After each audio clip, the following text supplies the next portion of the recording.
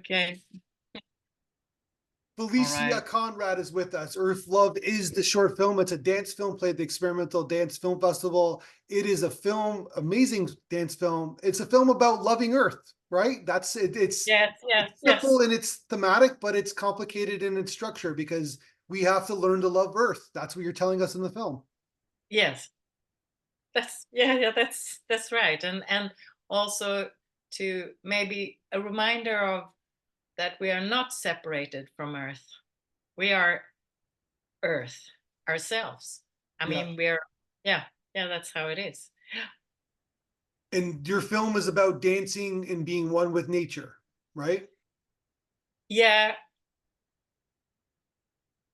or maybe trying to find another language in ourselves to kind of leave space to find a dialogue, not for being.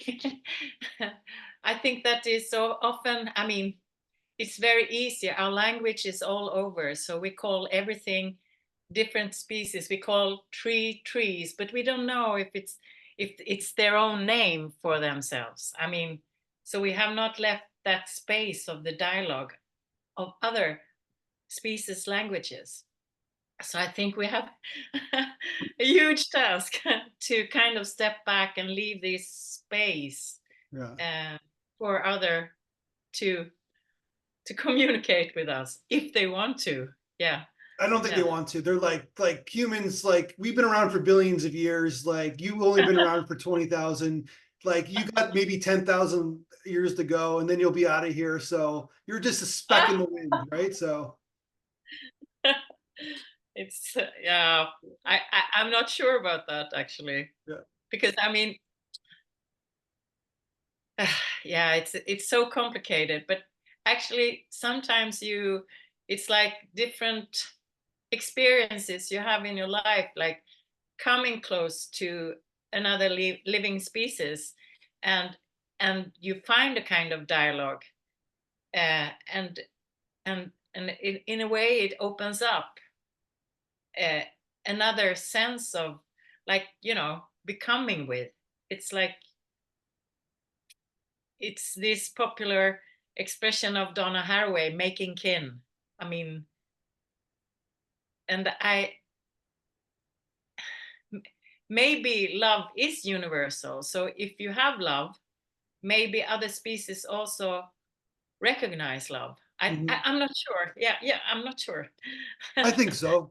I think Yeah, so. yeah, Yeah. yeah, Yeah. Well, there's definitely communication happening, even with the trees, right? We've learned yeah, that the one thing they like about humans is that we're curious. We're curious that we're getting to know them, right? Who they are, right? The animals and the tree and the plants, like they're yeah, like, oh, you yeah, guys getting to know us. You're trying to figure out who we are. That's a good thing. yeah, yeah. That could be a start. I Yeah. think. Yeah, But why the artificial lights? Why the pollution? Why chopping us down? Like why are you doing exactly. that though? Like you know what I mean? Yeah, yeah, yeah, yeah, yeah. It is. Yeah, if you could hear these, I mean, we are in different frequencies when we listen to things. But if you could really hear and sense other species, I I think maybe it's possible for them to actually to communicate directly to us about that. I think so. Yes. Yes. Yeah. That's I mean, if we continue like this, it will be a total collapse. yeah. So yeah, that's how it is. Yeah. Yeah. And that will also, I mean, it's already, the collapse has already happened to a lot of species that had disappeared from Earth. Yeah. Yeah. Well, Yeah. they're moving. I do a lot of environmental films, and the Yes. ocean Yeah. is completely changing. Like Yes. fish are going like fish that were in like in the United States area now are in Mediterranean Sea. Like they're all, and then like there's salt water and there's sea like water, and so dolphins, for example, can't adapt to the salt water because they're not used to it. But then they're learning they have to adapt because we're messing up everything in the world, right? So Yeah. Yeah. And we in Sweden, on the other side, I'm on the west side, close to Denmark, but on the Yeah. other side in the Baltic Sea is the fastest, what do you say, war, it's getting the heating is going on there is the fastest in the whole world. So up in the north of Baltic Sea, they have a surface temperature, and now it's Celsius. I don't know what it's called in Fahrenheit, but it's in Celsius, it's 19.6 today. Okay. And that's 10 degrees more than it usually is. Like So this 10, time. yes, 10 degrees. So the species that are in that Baltic Sea are forced to move or adjust, and you can't evolve that quickly, right? Like if you've been living in the same, like, Yeah, imagine us humans having to make everything's 110 degrees. Like, how are we going to evolve in like yeah, in a week, like to this hot temp? No, it's like either we die or basically, yeah. you know what I mean? Like, or we have to move somewhere else. Yeah, it's and actually the biggest dead zone is also in the Baltic Sea. We have 7 dead zones in the Baltic Sea, and one is the biggest in the whole world. Yeah. So Yeah. I mean, there are huge problems. Yeah. Yeah, Well, yeah, we talked before we press record because we don't want to get political, but yeah, so yeah, we that's we how talked about the it. political base in Sweden. So Yeah, basically, or all yeah, over the world, like we're like people yeah, just yeah, don't yeah. care, right? So Yeah, but I think, I mean, if you think about the indigenous groups that have 80% of the world's diversity, uh, the biological diversity where they live, and they are only 4% of the world's people. So I think there is actually differences. Maybe they have learned their lessons more than our, what to say, like modern designed capitalist capitalistic, what do you say, like societies. yeah. Yeah, so we have not learned. Well, there it's a point of view because we're financially motivated Yeah, as a species. So that's our main motivation to have a house, to have, yeah, yeah, to make films, yeah, to live, right? To go on yeah, vacation. So then that, like, just from a cultural standpoint, that those people that you reference, they don't have that motivation. Their motivation is not generally financially motivated, right? So therefore their headspace change is the different. They feel differently than we do, right? So yeah. They're more connected yeah. to, yeah, but they don't also, I mean, hmm, they also, how can I say, they, I mean, they are affected by our societies. We have our indigenous group here in Sweden up north, Sapmi people. They don't get, I mean, it's always a kind of conflict in their where they live, and they don't get what they really need for living the life that they have lived for for 1,000 years, many thousand years. But it's a conflict everywhere with the indigenous groups Mhm. and the so-called societies. Yeah. So your film Yeah. has done well on the festival circuit. It has won many awards. It has been screened at many festivals. I'm just from a selfish standpoint, that must make you feel good, right? That it's played in so many places around the world. Yes. Yes. It makes me happy because I mean, to share this playfulness and also this warmth that we still have, and care in some senses, and also this, what can you say, trying to inspire people and to give impulses to play and to find other ways of connecting.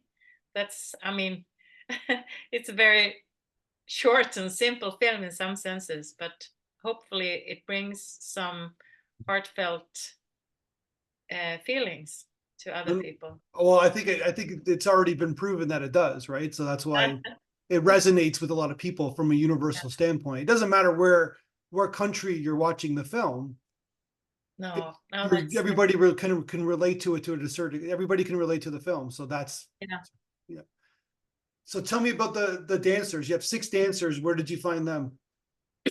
We have a lot of dancers here in Malmö, and we have a dancing company that is called Skånes Dansteater, and 2 of the dancers work there, but they are working there in different, how can you say, they work there, then they go to somewhere else. So this was a period when they were free from that Skånes Dansteater, dance theater. It's called dance theater, and I think that is because they are the theater there is inspired by Pina Bausch, so that's why it's called dance theater.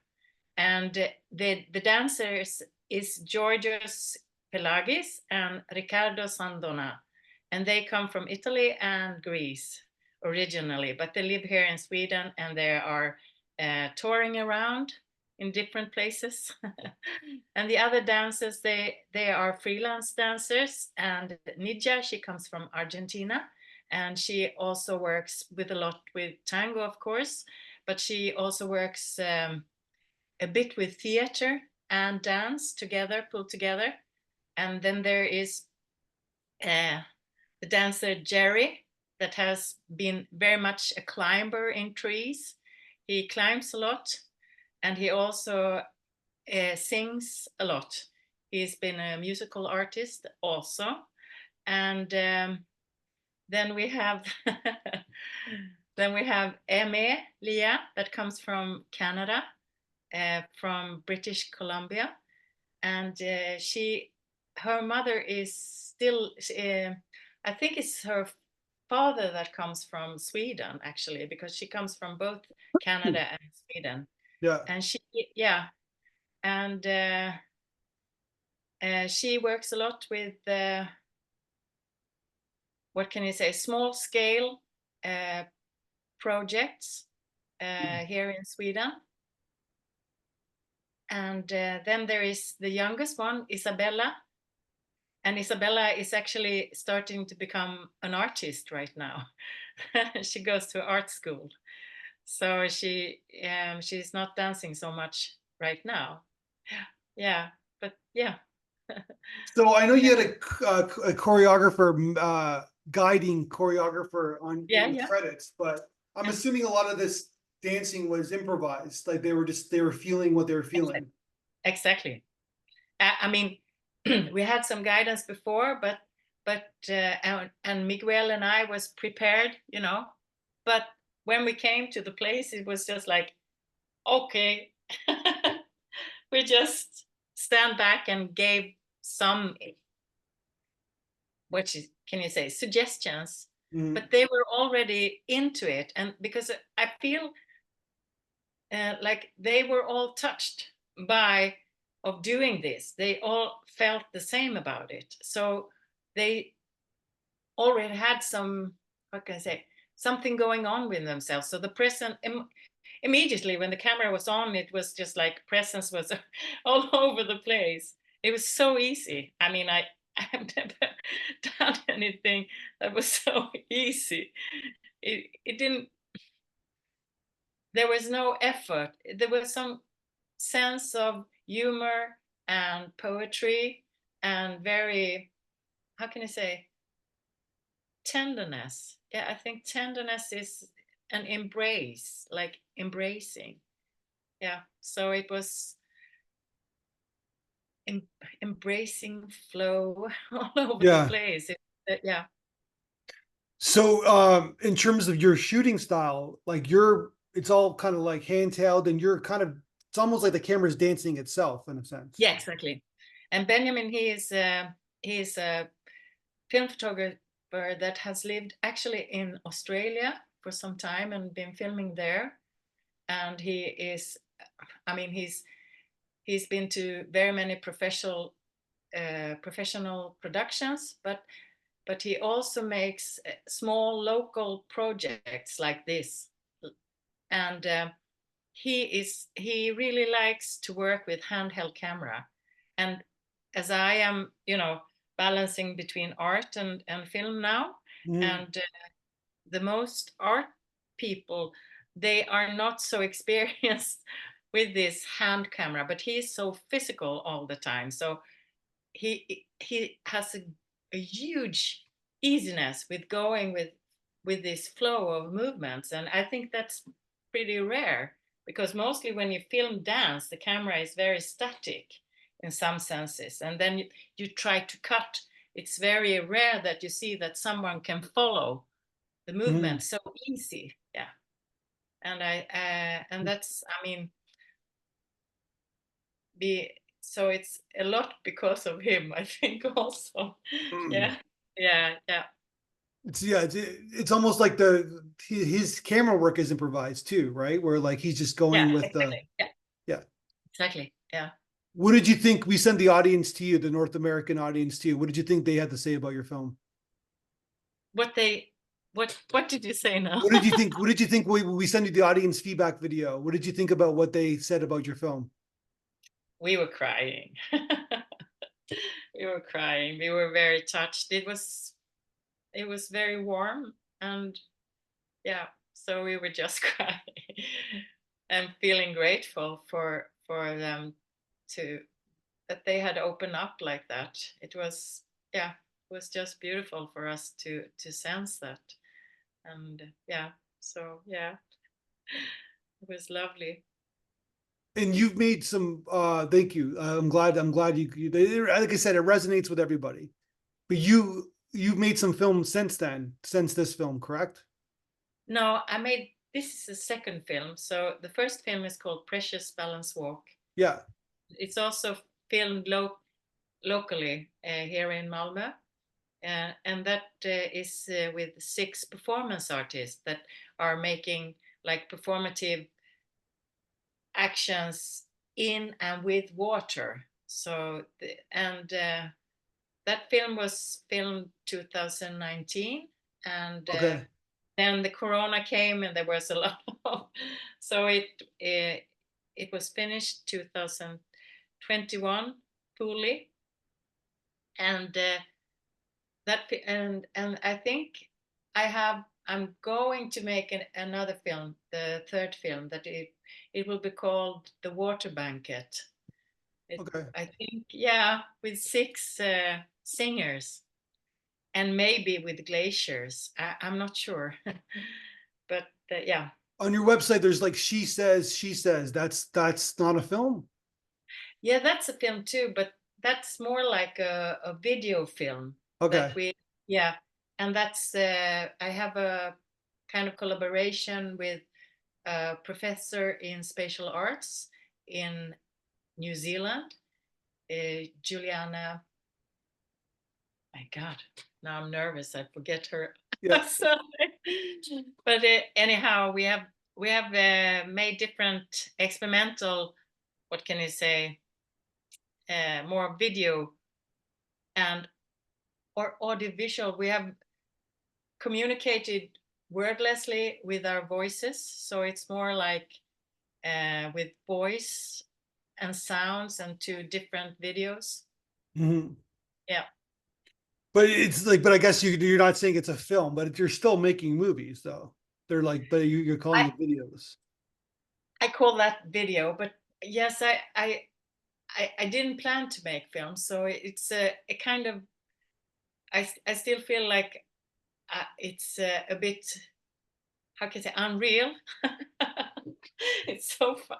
I've never planned to make movies, but I had one experience when I was younger, very young. We have a director called Bo Widerberg. He Mhm. is one of the most, after Ingmar Bergman, he is the second most famous old director. Now we have some other, Ruben Östlund and some other directors that are more famous, but Mhm. he was one of the most famous directors, and I actually got to um, to become his director assistant once. And I think I learned a lot, but I never became a director then. I went into other worlds, but when when this came up that I started to make film now in my older age, it's like I I really realized that I learned a lot from this director. He was very how can you say, he was very he inspired his actors because he worked with actors. I have not worked with actors, but he never, when they were on stage doing something, he never interrupted them. Never. Mhm. If they interrupted themselves, he could come up to them and say, like, I have a suggestion, would you like to try this? And the actor could say, yeah, that's pretty interesting, I think okay, thank you. And then, so the whole thing was that this magic really became real, and the presence became so strong because the actors felt really that they were really respected. Never interrupt them. Yeah. So that's, I think that's a was a one of the great things that I've learned to him, because I've seen other directors work and they always get, oh wait, can you please do something like that? But he never did that. He never did that. No. So and he always suggested things, and I think that has helped me, because I feel like if you work with other people that are creative, you can suggest things, but you are there, when you're a director, you're there to inspire them, because you have some kind of ground instructions. but it's very important that they don't feel like they have to do something that I tell them to do. Yeah. Gotcha. No, that's interesting. It's an interesting standpoint. Yeah. So you got to keep making movies. That's basically what we've learned here. You got to keep making Yeah, movies. yeah. I have one film, and I don't think I will, because I'm not so interested in the whole film world. I think it's very complicated. It's so much money. Yeah. Yeah, it is. It's very. I mean, you have to have a lot of money, but I will try to make another film. But look what And you've done though. You've made two films and yeah, they've done so well. And that never happens. They've done so well on the festival circuit. You know that this doesn't happen, right? no, I know I don't know, because I'm a bit inexperienced in that sense. Yeah. Yeah, Most people's first film doesn't really, it's, yeah, that's your film school. And then but then your second film you kind of, but your all your films are doing well. Even your yeah. videos, quote unquote, are nice films too. So Oh, just thank you, Matthew. Thank you keep very making much. movies, 'cause you're on like you're resonating with the human emotion. I know that sounds corny, me saying that out loud, but you are. You're like, there's something that you're touching something that feels good, that feels interesting to people. That's why they like your films. Thank you very much, Matt. But I will say it's a very collective pieces. Sure. The And I collaborative think medium, the right? most, I think, and I hope that's why people kind of get touched, because they can feel that collectiveness also. hundred And percent. yeah, yeah, Well, look what you did in your film, right? You let your cinematographer improvise with the shots. You let your dancers improvise, and you had a great location and a great setting, and you yeah, just sat back and let them do their thing, right? yeah. And I laughed a lot. You laughed a lot, and that's what. Yeah, And sometimes you just got to get out of the way. yeah, Get- exactly, Yeah, exactly. that's the best director right there. Is just get out of the way. And the same time be present, but not in the way. Yeah, Yeah, 100%. Yeah, yeah. yeah, yeah. All right. Well, congratulations on the film, and let's talk again when you make your next movie. Thank you so much, Matthew, and thank you for a beautiful festival. It's wonderful. Thank you so I much. I really appreciate that. Yeah, thank you so much.